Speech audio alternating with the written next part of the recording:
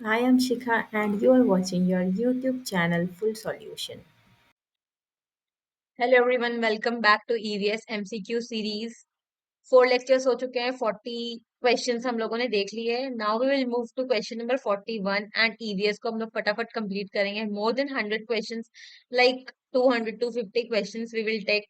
हम लोग अलग अलग वीडियोस में 10 10 क्वेश्चंस को देख रहे हैं और साथ में हम लोग कॉन्सेप्ट भी क्लियर करते चले जा रहे हैं क्वेश्चंस के थ्रू। जैसे जैसे क्वेश्चन आ रहा है उसमें क्या कॉन्सेप्ट लगेगा वो हम लोग क्लियर करते जा रहे हैं। Let us move to question number 41 without getting late. Question number 41. Which of the following is not an inexhaustible form of energy? Water, wind, solar, fossil. ये चारों ही एनर्जी का फॉर्म है। वाटर से हाइड्रो इलेक्ट्रिसिटी, विंड से wind energy, solar सन से जो आती है एनर्जी उसके लिए, फॉसिल फ्यूल से बायोमास एनर्जी हम लोग लेके आते हैं। तो ये इनएग्जॉस्टिबल फॉर्म ऑफ एनर्जी क्या होता है? There are two types of forms of energy. First is renewable and second is non renewable. जिसको हम लोग बार बार रिन्यू कर सकते हैं उसको रिन्यूएबल बोलते हैं। जिसको रिन्यू नहीं किया जा सकता है, वन टाइम यूज, वो नॉन रिन्यूएबल है। रीयूज करा जा सकता है इसको। अब अगर हम लोग इनएग्जॉस्टेबल का बात करें, इनएग्जॉस्टेबल का मतलब जो खत्म नहीं होगा। एग्जॉस्ट हो जाना इस खत्म हो जाना। जो जो नॉन रिन्यूएबल सोर्सेज है जहां वो वन टाइम यूज है, ये एग्जॉस्टेबल है। ये खत्म हो जाते हैं, एग्जॉस्ट हो जाते हैं। एंड ये रिन्यूएबल नॉन एग्जॉस्टेबल है। तो आपको बस ये याद रखना है कि रिन्यूएबल मतलब non exhaustible and non renewable is exhaustible. यहाँ पे बोल रहा है कि कौन सा नहीं है इनएग्जॉस्टेबल। तो सी है। लाइक वाटर, वाटर भी खत्म हो सकता है। विंड की अगर बात करें तो कहीं कहीं पे wind wind as a energy source काम नहीं करती है। फॉसिल फ्यूल्स तो खत्म हो ही सकते हैं। Sun, sun is ultimate source of energy और ये हर टाइम ही रहेगा। दैट इज वाई जब तक अर्थ रहेगी तब तक सन रहेगा। That is why it is called inexhaustible form of energy. ये हर जगह अवेलेबल है, कभी भी खत्म नहीं होगा। That is Y.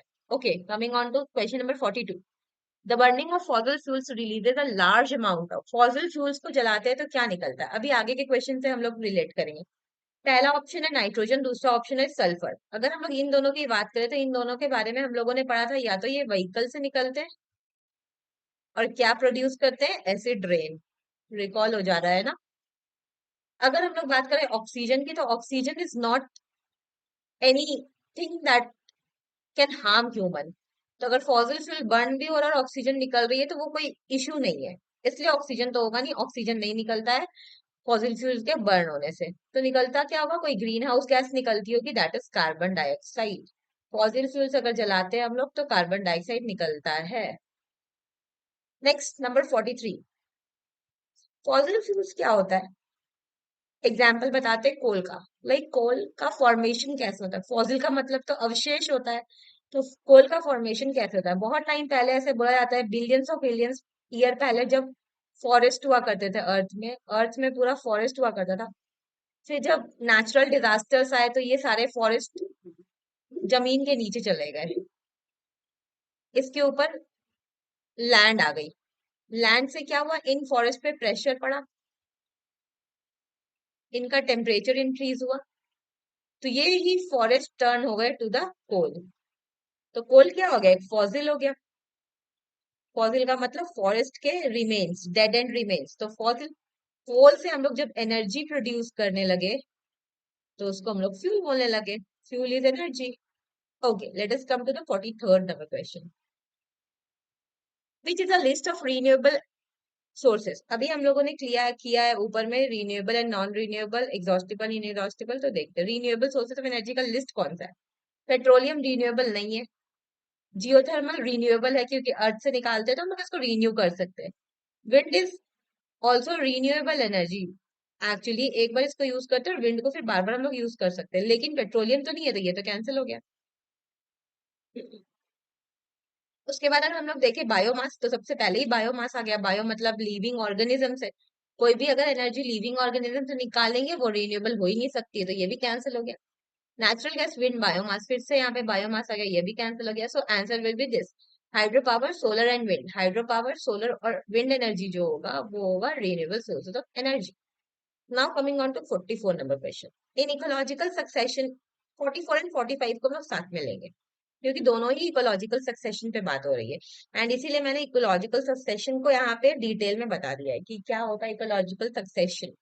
Question number 44, in ecological succession the intermediate developmental phases होना है। सबसे पहले सक्सेशन क्या होता है?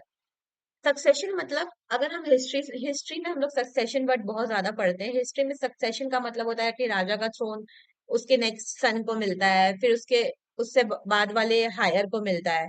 तो ये सक्सेशन का स्टोरी है। लेकिन ecological succession is what? For example, ये एक लैंड है, यहाँ पे एक पेड़ हुआ करता है। अब ये पेड़ नहीं है, और आफ्टर सम टाइम ये पेड़ नहीं है, ये लैंड खाली है।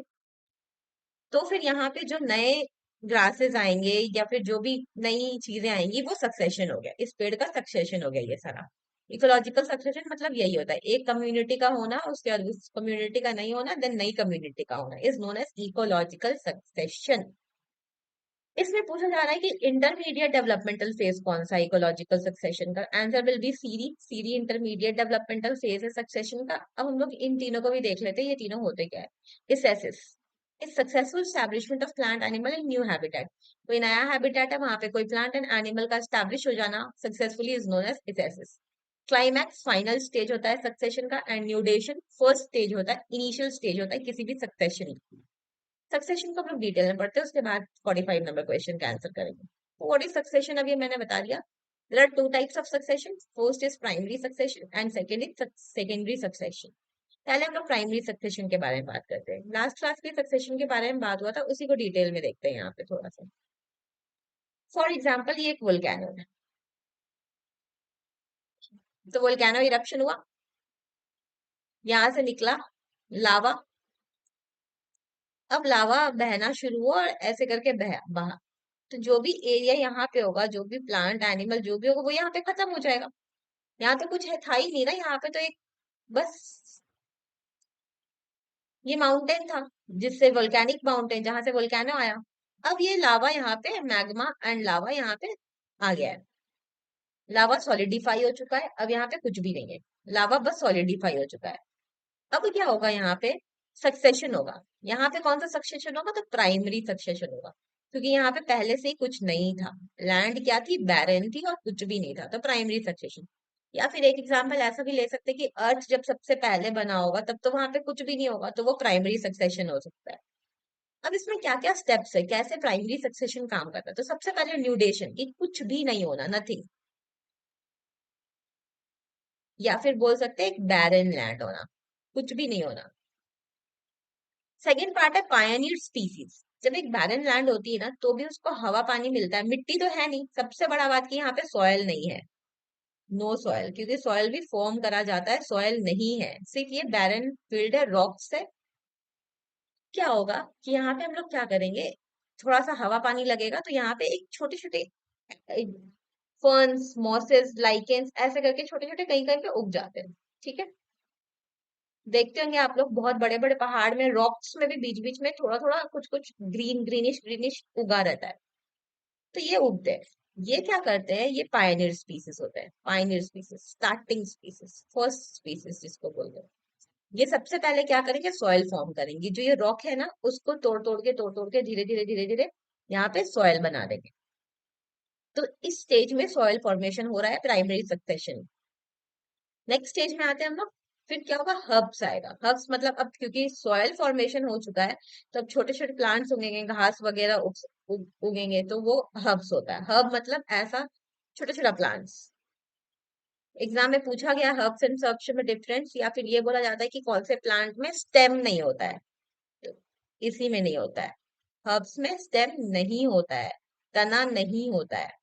लाइक घास, घास में तना नहीं होता है ना, एग्जाम्पल। नेक्स्ट उसके बाद क्या होता है? वो धीरे धीरे बड़ा होना शुरू हो जाएगा, श्रब्स और स्मॉल ट्रीज आना शुरू हो जाएगा। उसके बाद सेकेंड स्टेप है फुल ग्रोन वेजिटेशन, पूरा ट्री एनिमल सब कोई वहां पे आ जाएंगे। लास्ट में क्लाइमेक्स होगा कि सारे टाइप के ट्री है, सारे बड़े स्मॉल सभी टाइप के एनिमल्स भी हैं, तो वो क्लाइमेक्स स्टेज है, मेच्योर स्टेज है।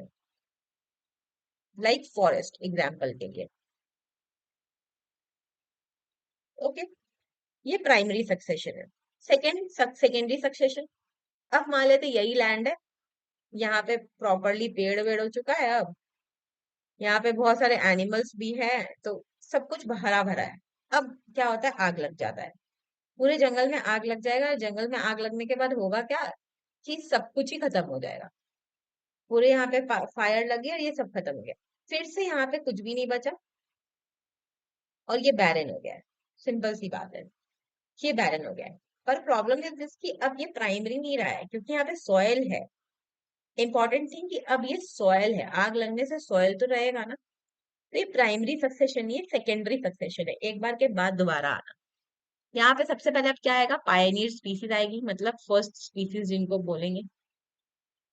यहाँ पे वही छोटे छोटे जो भी उगना होगा घास वगैरह यहाँ डायरेक्ट उग जाएगा, क्योंकि सॉइल है यहाँ पे। उसके बाद इंटरमीडिएट स्पीसीज आएगी, ट्रीज आ जाएंगे बहुत सारे। फिर क्लाइमेक्स स्पीसीज, वही एनिमल्स वगैरह आ जाएंगे, वापस से जंगल बन जाएगा, that is climax species. So this is primary succession and secondary succession. अब 45 नंबर क्वेश्चन का आंसर देते हैं। ऑर्डर बताना है, तो सबसे पहला क्या ऑर्डर होता है, देखिए पहला इन्वेजन तो होता नहीं है सबसे पहले, तो ये तो पहले ही कैंसिल हो गया। हाँ, न्यूडेशन होता है पहला, ये भी नहीं होता है।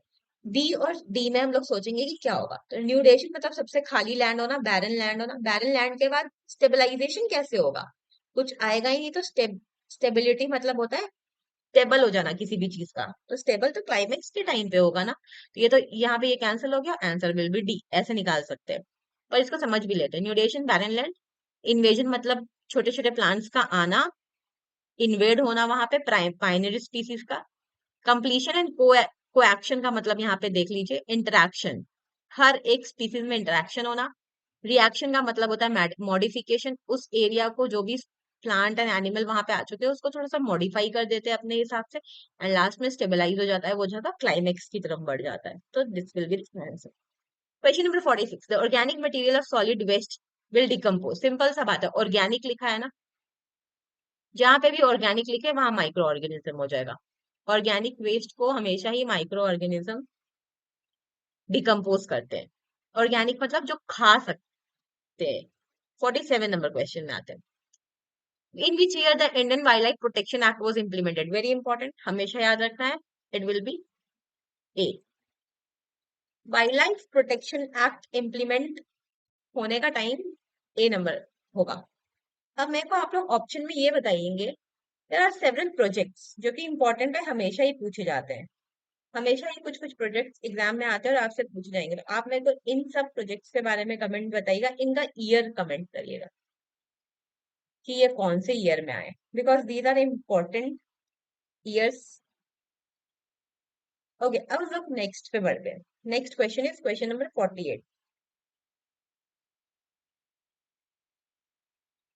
48 number question. Which of following convention aimed to bring conservation of biological diversity, the sustainable use of its component, and fair and equitable sharing? Okay, यहाँ पे देखिए क्वेश्चन नंबर 48, बायोलॉजिकल डाइवर्सिटी। सबसे पहले ही बोल दिया है कि ये कौन सा कन्वेंशन है या कौन सा ऑर्गेनाइजेशन है जो बायोलॉजिकल डाइवर्सिटी को ध्यान में रखता है, जो बायोलॉजिकल डाइवर्सिटी के लिए काम करता है। सबसे पहला देखिए, convention on biological diversity, match किया ना वर्ड, आंसर हो जाएगा। सेकंड में देखिए, consultative group for international agriculture research, यहाँ तो एग्रीकल्चर से रिलेटेड है, बायोलॉजी से तो रिलेटेड है नहीं, तो ये cancel. Convention on international trade, sites, ये भी इंपॉर्टेंट है, इसका भी ईयर ऑफ स्टैब्लिशमेंट याद करना है। साइट्स में बायोलॉजिकल डाइवर्सिटी से रिलेटेड कुछ नहीं है, इंटरनेशनल ट्रेड के बारे में, और ऑल ऑफ द अबव तो होगा ही नहीं, तो A will be the answer. Okay, next 49 number question. Okay, before going to 49 number question, इसको थोड़ा सा करेक्शन की जरूरत है 47 को। I was in doubt, I have clarified it कि वाइल्ड लाइफ प्रोटेक्शन एक्ट 1972 होगा आंसर, ये गलत है, B will be the answer. Implement होने का डेट 72 है, 70 में भले ही ये इंट्रोड्यूस हुआ होगा, लेकिन 72 में wild life protection act India में इम्प्लीमेंट हुआ है, तो C will be the answer. Project tiger, project elephant, project rhino, project crocodile and project dolphin is very important, इसके ईयर आप लोग बताएंगे कमेंट सेक्शन में। Next 49 number question, important question है। Which of the following was started in 1973 में कौन शुरू हुआ था to save evergreen tropical forest evergreen tropical forest in Palakkad district of Kerala, India from being flooded by hydroelectric project. एक hydroelectric project बनाया जा रहा था, एक डैम बनाया जा रहा था, उसको रोकने के लिए यहाँ पे धरना प्रदर्शन शुरू हुआ था। अब हम लोग इस क्वेश्चन में बहुत सारी चीजों को देखेंगे। सबसे पहले तो इसका आंसर देख लेते हैं, it is silent valley movement, correct.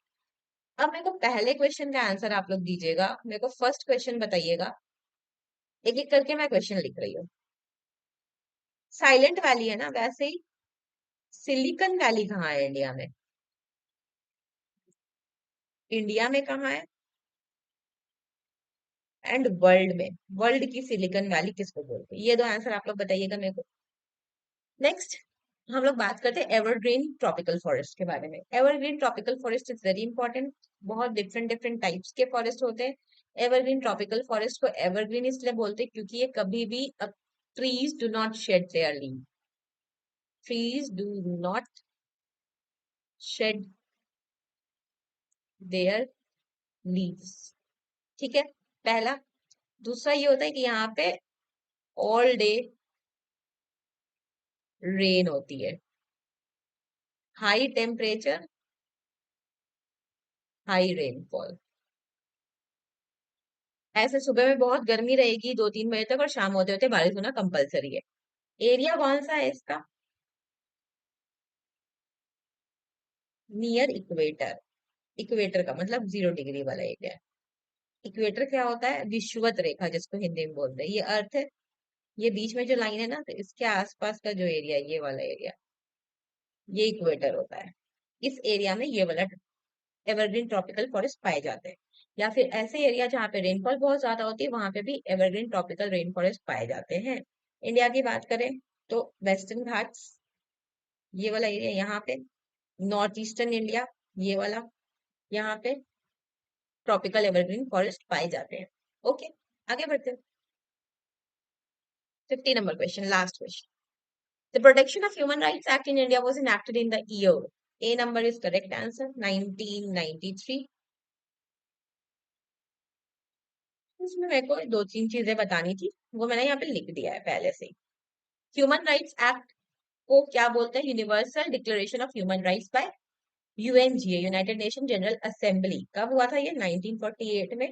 Total कितने राइट्स है? 30 राइट्स है, 30 राइट्स है इसके अंदर, जिसको डिक्लेरेशन ऑफ ह्यूमन राइट्स बोलते हैं। एंड इसके अंदर में क्या है कि नेशनल ह्यूमन राइट कमीशन बनेगा, हर स्टेट का स्टेट ह्यूमन राइट कमीशन बनेगा, एंड ह्यूमन राइट कोर्ट्स बनाए जाएंगे। किसी भी ह्यूमन राइट का वायलेशन होगा तो वो लोग ह्यूमन राइट्स कोर्ट जाएंगे।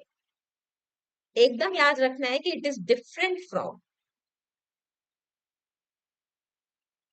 Fundamental rights.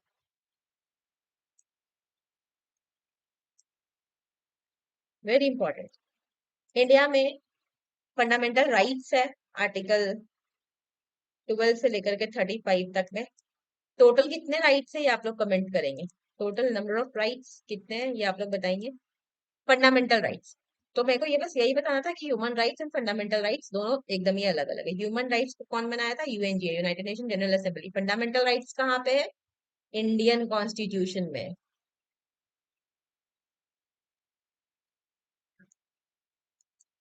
This is for today. 50 questions has been done in different 5 lectures. Thank you. Thank you for watching. Keep sharing, keep commenting, keep studying.